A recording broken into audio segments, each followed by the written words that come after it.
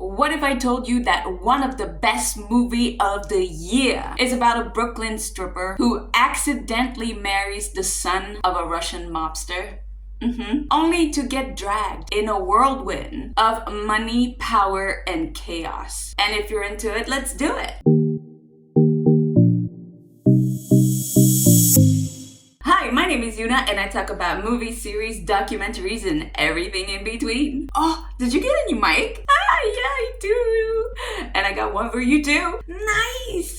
We're moving up in the world. I hope this audio is going to be better than the others. Crossing the fingers. Alright, let's talk about this masterpiece, Oscar, BAFTA nominee winning movie, Anora. A comedy drama written, directed, and edited by Sean Baker. This man is just a one-man filmmaking army. There, I said it. So this movie is obviously starring Mickey Madison, who won the Oscar and BAFTA for Best Actress of 2024. Yes, she did. And of course, she did that with the role of Anora, where she plays a New York stripper who somehow ends up with the son of a Russian oligarch. So just to get a little bit into it, this movie premiered in Cannes and actually won the Palme d'Or, which is the Golden Palm. And then of course it swept the Oscars, if you didn't know that already. It actually won 5 out of 6 nominations, so that's a lot. And it includes Best Picture, Best Director, Best Original Screenplay, Best Editing, and of course, as I've already mentioned before, Best Actress. So,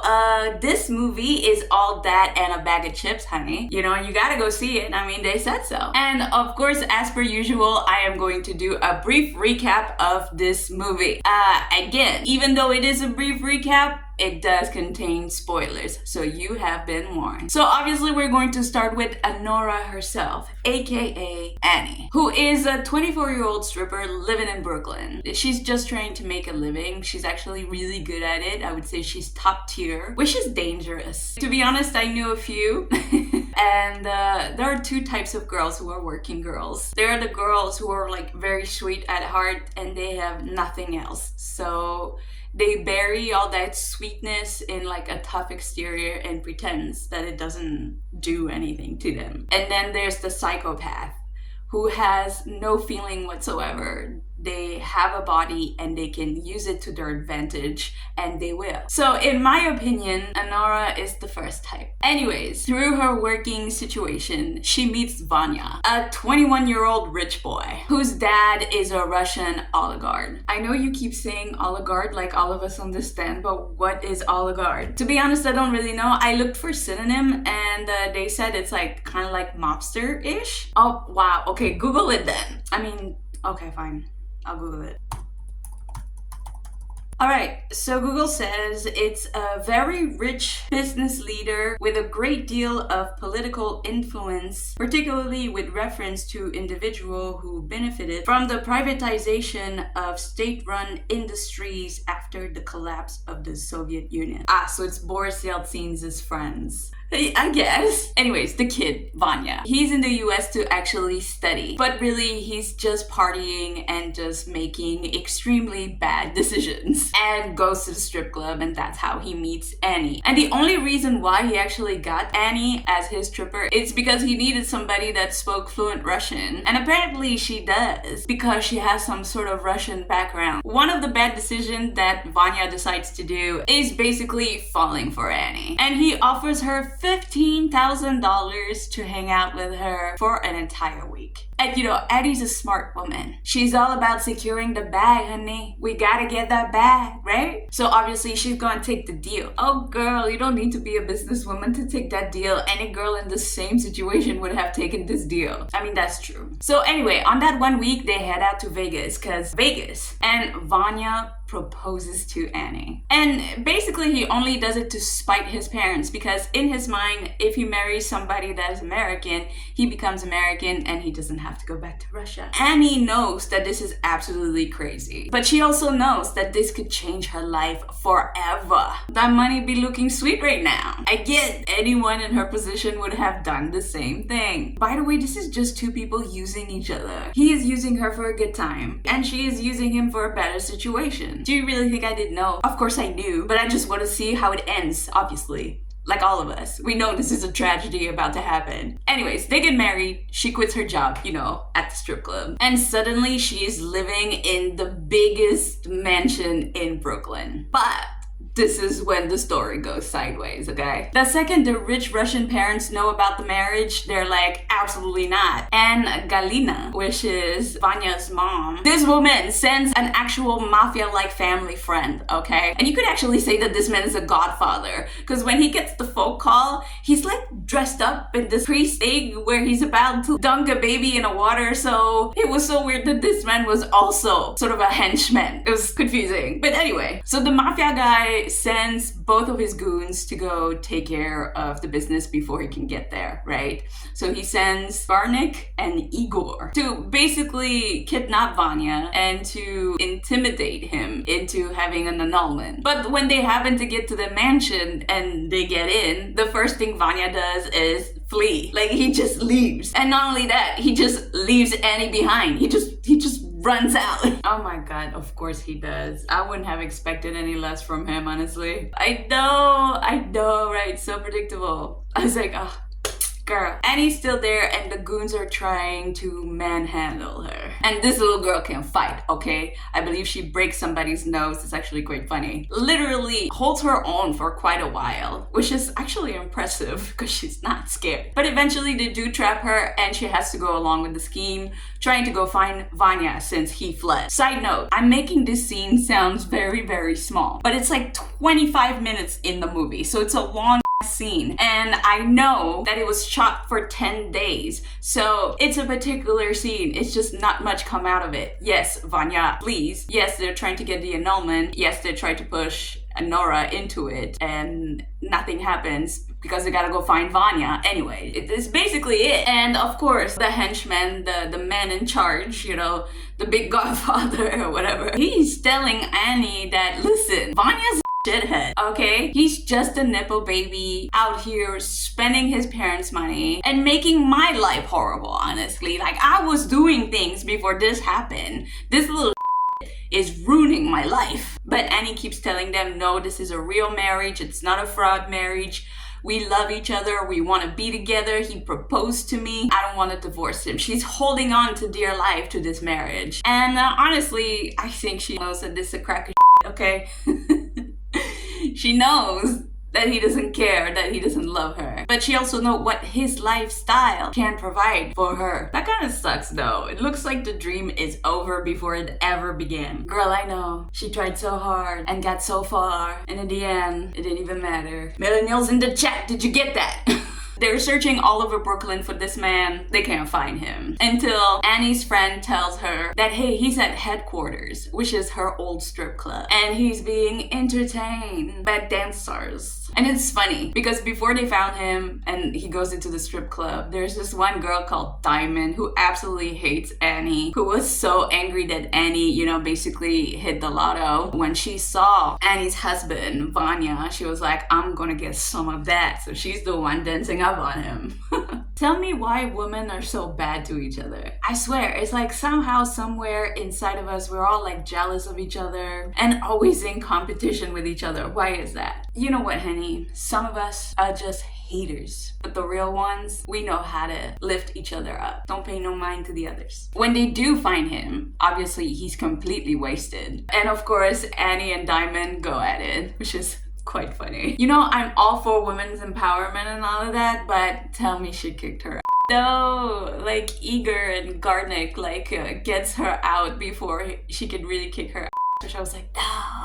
They go to the courtroom and make him wait outside until it opens. But the annulment does not work. You know why? Because they did not do it in New York, they did it in Nevada. So they can't do it in New York. So everyone is pissed because they cannot annul this marriage today. And you see, at this point, Vanya has done fucked up so much that his parents, Galina and Nikolai, are on their way to Brooklyn to take him right back to Russia. And since they couldn't annul the marriage because they were in the wrong state, they're going to the airport to both meet the parents and take a plane to Nevada. At the private airport, Anora tries very hard with the Russians that she knows to introduce herself to Galina. But Galina looks down on her right away, tells her Russian is and that she will never be part of the family. And Anora's taken aback a little. I mean, in my head, it's like, what did you expect, honey? Like, did you really think it was going to go any other way? It's so funny how rich people think that they're don't stink, when actually they're the most despicable people. They really are. That is so true. Vanya finally sobers up and has a conversation right before boarding the plane to go to Nevada with Anora, because Anora is like, hey, talk to me like a man. Tell me what's going on. Do you not want us? Do you not love our relationship? Do you not want to be with me? Like, what's going on? And Vanya looks at her like, come on, girl, get with the program. No, we're going to go get an annulment and I'm going to go back to Russia. This is just it. Thank you for a fun time. You made my last trip to America the best. And that's where it ends. Of course, I knew it. I knew that this little was not gonna care. I know, right? Not one bit. And obviously that is when she completely realizes that whatever she thought she had, well, she didn't. And she sure as hell doesn't have it anymore. Right before she boards the plane, Vanya's mother is like, get on the plane, get this annulment done now. Get in. And she's like, no, I am going to get a divorce, but I'm going to get my own lawyer. I didn't sign a prenup, so I'm entitled to half. Basically trying to pull that card, right? The I own half, this is da-da-da, this is my right. Galina looks right through that and she's like, nah, girl, like, do you want me to prosecute you for everything that you got? Your house, your car. Do you even have one? I will ruin you completely. So obviously Anora has no choice and she goes into the plane. I mean, she knows that Vanya is spineless. He's not gonna do anything, so she just signs the papers and just get it over with. Although when they are in Nevada signing the papers, Igor, which is one of the goons, and by the way, I know I haven't talked about him much, but in this movie, he's the real MVP, okay? Igor is my favorite character of this entire movie. He suggests to Galina maybe he should apologize to her. And his mom is like, absolutely not. To who? To this trash? Nah. I know, right? But don't worry about it. It's cool. You know why? Because Annie walks out right after she signed the stupid papers and she tells Galina exactly what she thinks of her son and their entire family. And it's chef's kisses. So much so that Nikolai, Vanya's dad, is tearing up laughing. That's because he knows she's right. Exactly. After all that is done and she signed the paper, Igor takes Anora back to Brooklyn to get her stuff in the mansion. They both chill there one last night, where she tells him that he's got rape eyes. Huh? What does that mean? I don't know. I think this is her way of like flirting, because she seems somehow interested but like not interested. I don't know. They didn't start up on the good foot though. The next morning, Igor gives Anora the money that the Russian family had agreed upon to give to her for all the mess that had just happened. And he drives her home. And in the car, he actually gives her back the wedding ring. So earlier in the 25-minute scene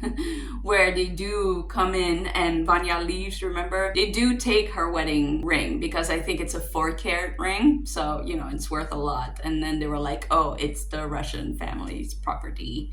And Anora was like, no, it's mine. But, you know, they took it anyway. So he's giving it back to her. And I don't know, she sees that as like being very nice. So I think as a way to thank him, she initiates schmecks with him in the car. But the thing is, Igor kind of likes Anora and he tries to actually kiss her. But this stops Anora in her tracks and she doesn't know what to do and she rejects him to only fall into his arms and cry like she never cried before. Just her breaking and sobbing. It was really, really sad to see. And honestly, it's because I think at the moment she finally understood that she was humiliated and used, and she just didn't know what to do with those feelings. And Igor was just looking for closeness, you know, realness.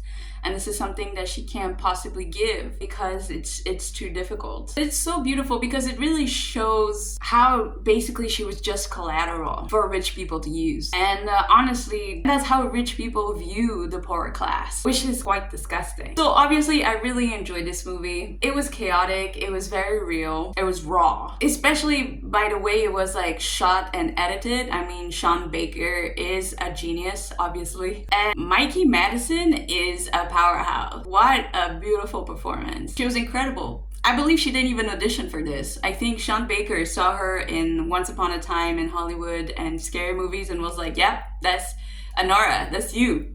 Take it. It's for you. I also heard that she actually learned how to speak Russian and actively tried to have a Brooklyn accent for this. And she also trained at strip clubs. It's pretty cool, I would think. That's what method acting is. I really, really loved Igor in this movie. I know, like, I passed over his character very quickly, and honestly, he's not much of a character in the movie itself. But for me, he represented so much because he's the nice guy that every girl passes by, okay? There are these guys out there who pay attention to details, who want you to be okay, who apologize when they need to apologize. There are people out there, they're just hard to find, and they usually find you, and when they find you, you don't see them. And this is who Igor is. At least that's what he looked like to me. And I was like, oh, come on, look at him. Pay attention to him. I mean, we don't know what happens after the movie. Maybe they get together, you know, we never know. But I mean, I love that character. I love the character so much. That is it for me today. Thank you so much for being here. Thank you for watching. And remember, if there's any movie series, documentaries, or anything in between that you would like me to do, then comment down below so I can do that for you. And oh yeah, I got a new feature. Not only I have a new mic, yeah, but I also have this. So right here is the QR code for you to buy me a coffee. I have not monetized it on YouTube, and this would be like a really big help. So if you can, amazing, thank you. If you cannot, don't worry about it. It's cool, all right? It's just coffee. Anyways, I hope you have a great day, and bye-bye.